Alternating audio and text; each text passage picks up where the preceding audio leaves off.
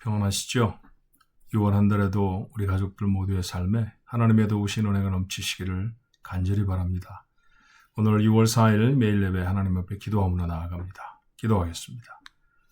은혜와 사랑이 많으신 하나님, 저희들의 삶의 일거수 일투족을 지켜주시니 감사합니다. 매일의 삶에 하나님의 도우심이 없이는 하루도 단 1분도 살아갈 수 없음을 이 시간 다시 한번 고백합니다. 아버지 하나님 원하시는 삶의 모습으로 살아가도록 오늘도 저희들 가운데 성령으로 역사하여 주옵시고 그 말씀에 순종하며 그 걸음을 떼어놓는 저희 모두가 되게 하옵소서. 마음의 간절한 기도의 제목들로 하나님 앞에 나아가지만 먼저 우리가 따라야 할 말씀이 무엇인지 마음을 열고 주의 말씀을 대합니다. 거룩한 말씀이 우리에게 주를 향한 시선을 회복해 하옵소서.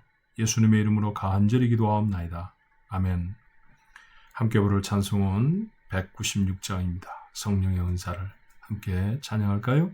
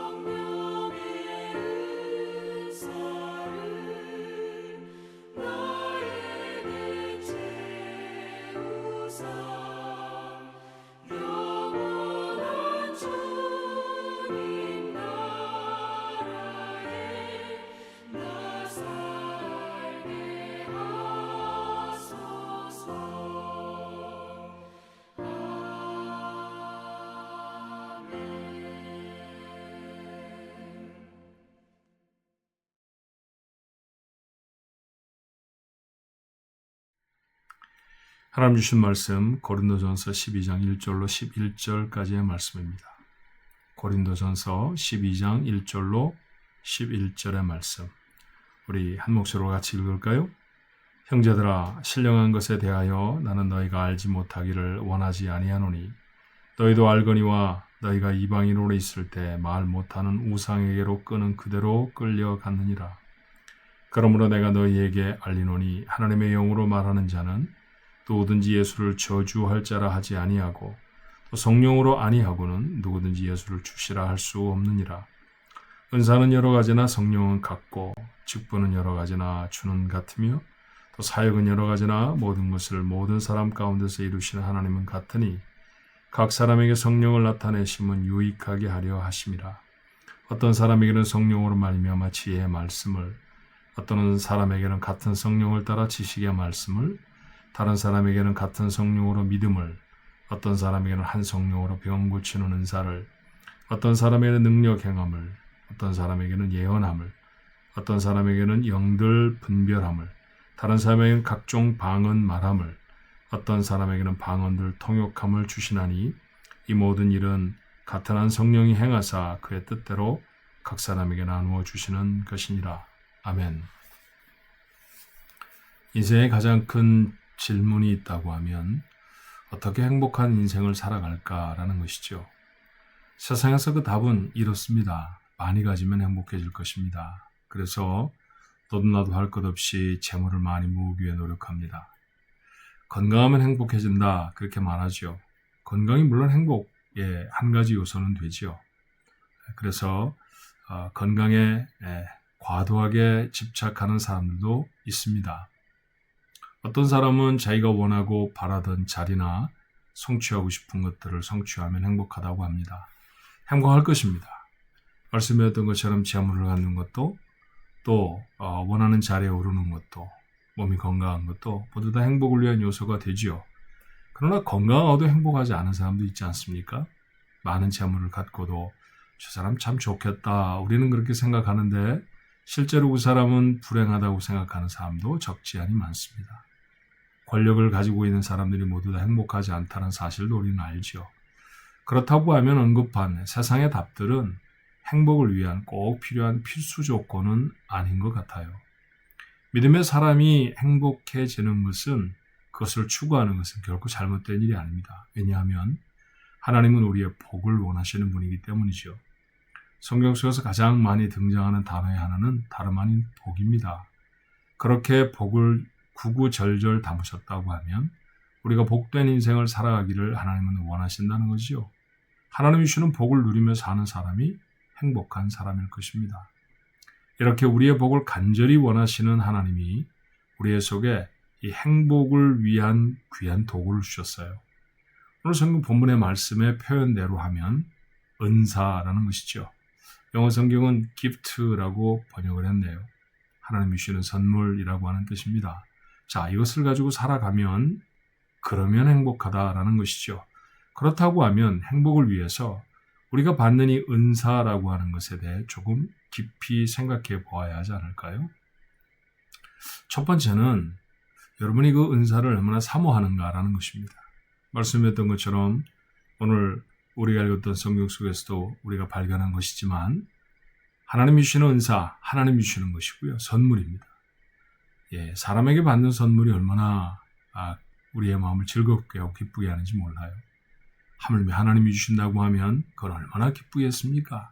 얼마나 놀라운 선물이겠습니까? 그러니 이 은사를 간절히 사모하는 사람들이 되어야 합니다.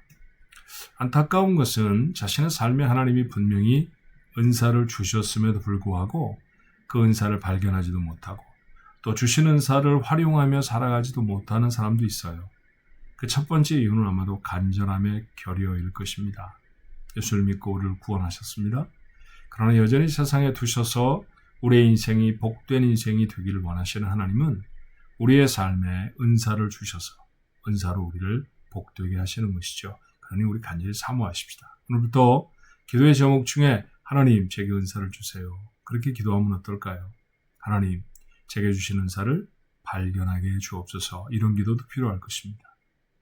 또 하나 은사에 관해서 우리가 깨닫게 된다는 것은 다양하지만 차별이 없다라고 하는 것이죠. 다양한 여러 가지 것들을 8절부터 10절의 말씀에 말하죠.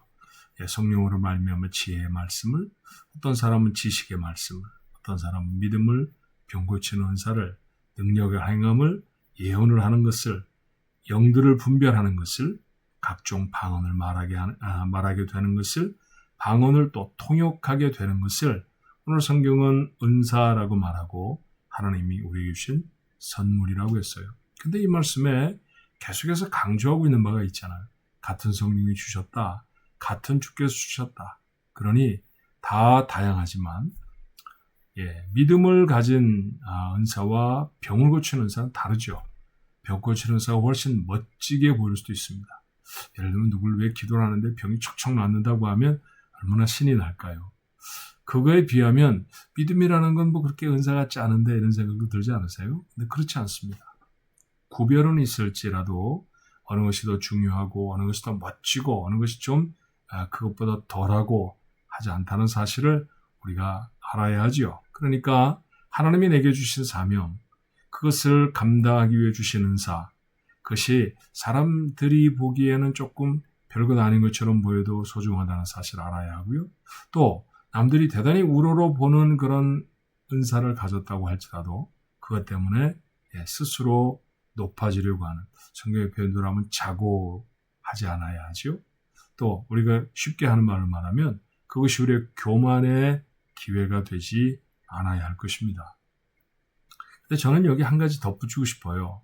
은사라는 것이 2000년 전에 그 당시에 교회를 이루고 있던 사람들에게 전하는 말씀, 이 고린도 전서에 있는 은사만 있는 것은 사실 아닙니다.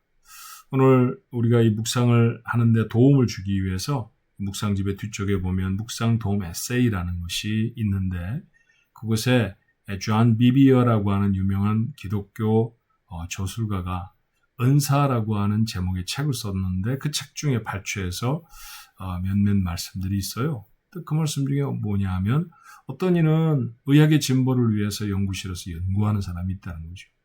여러분 의학이라는 게 얼마나 델리케이트하고 또 얼마나 깊은 학문이 필요한지 아시죠? 근데 그런 곳에 부름을 받아서 연구하는 것은 쉽지 않은 일입니다. 아무에게나 가능한 일은 사실 아니죠. 그리고 돈을 많이 번다는 것도 사업하는 사람마다 돈을 더 많이 버나요? 그렇지 않죠.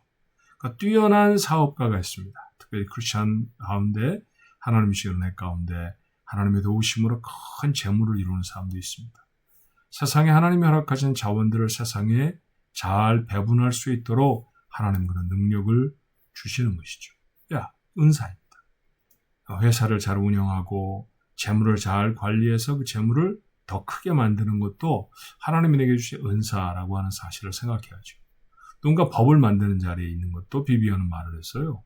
국회 같은 곳에 가서 일을 하는 국회의원이 될 수도 있고 아니면 국회 활동에 국회의원들의 활동에 보조하는 입법 보조원들이 될 수도 있죠. 입법을 보조하는 그런 고위 공무원들이 될 수도 있습니다. 어떤 그 법을 만들어낸다는 것은 세상이 어떻게 하면 더 하나님이 원하시는 공의로운 세상이 되어질까 그것을 염두에 두고 우리가 법을 만드는 거잖아요. 윌버포스라고 하는 유명한 영국의 이 국회의원은 그의 마음에 주신 하나님의 은혜 그것이 너무 강렬해서 놀라운 사건 하나를 이루어내는데 그건 뭐냐 하면 영국이 노예제도 가운데 있을 때 그 노예제도를 폐지하는 데 앞장서는 것이었어요. 모두가 다 노예를 두고 있을 때 이거 잘못된 것입니다. 그걸 법안으로 만들어서 온 국민이 지키도록 했던 것은 윌버포스에게 주신 하나님의 놀라운 은사일 것입니다. 이런 은사가 우리에게 있는 것이죠. 누군가를 잘 설득하는 은사도 있고요. 누군가를 위로하는 은사도 있을 수 있고 누군가에게는 복음을 전하는 은사도 있을 수 있습니다. 다양한 종류의 은사가 우리에게 있지만 이 다양한 은사가 누구와 비교해서 저 사람보다 내가 좀 못해도 아니고요. 저 사람보다 내가 좀 나아도 아닙니다.